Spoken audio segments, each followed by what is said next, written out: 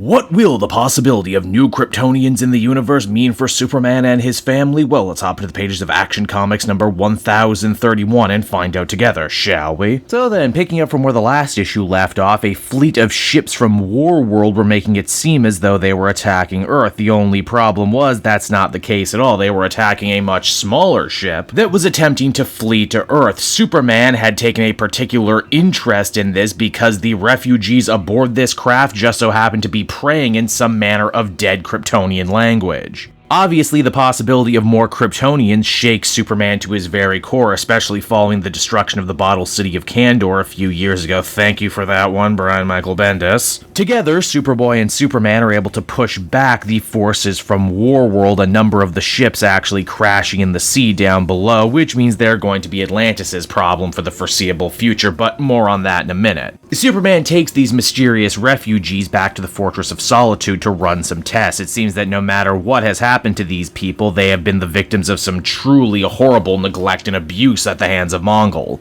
Perhaps the strangest injury, though, is the young woman who originally alerted Superman just so happens to have the symbol of the House of El branded into each of her hands. It's abundantly clear that this mystery is going to take a lot for Superman to unravel, especially as he keeps getting pulled in a number of different directions, like what the Atlanteans want to do with all the crashed Warworld ships. In particular, the very strange ship that brought the refugees to Earth. As the Atlantean scientists say, this thing has been patched up about a dozen times with a bunch of technology from all over the known universe. But it's the power source on this thing that is specifically freaking everyone else. It seems that this weird ship, this junker, was powered by, well, a piece of the source wall, if you can believe it. Superman wants to investigate the power source further, but Merc, the resident a-hole of the Atlantean military, says that because the ship crashed here, everything that did belongs to them now. Naturally, Superman can't go starting an international incident with the Kingdom of Atlantis, so he's gonna have to let this one slide for now. He also hopes to gather some information from Mongol's troops that were also captured, but they are less than helpful. Not only do they speak an alien dialect that is incomprehensible even to the ears of Superman,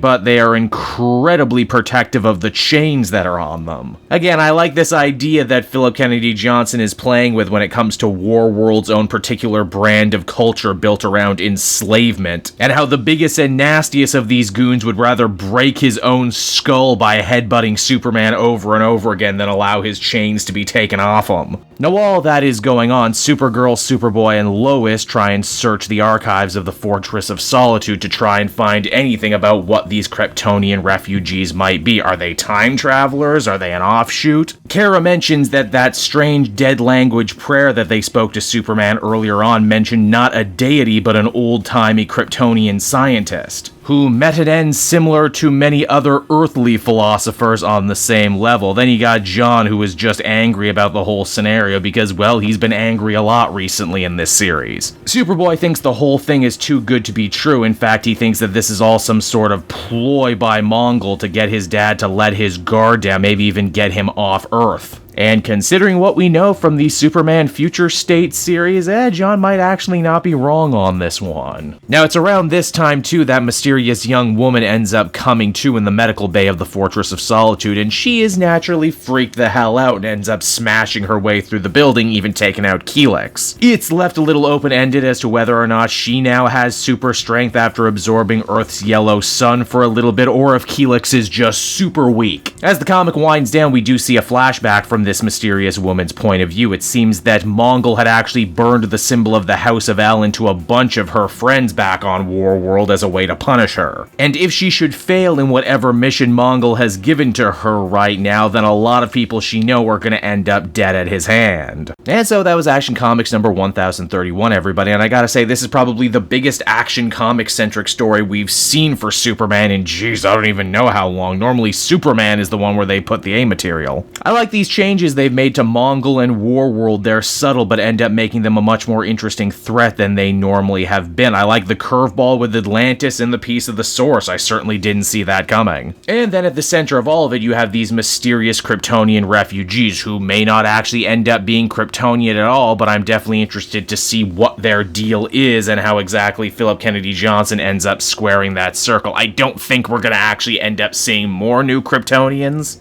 But whatever they are is going to end up being so important that Superman is going to have to go off, create the Authority, and then go deal with Mongol and Warworld directly, so you know that's going to be pretty big regardless. Overall, I think I'd feel comfortable giving this one an 8 out of 10. This is the most excited I've been to pick up and read a new Superman book in a while. Hey there everyone, it's your old pal Cave Jewel, and if you're seeing me right now, that means you watched to the end of the video, which I am very appreciative of.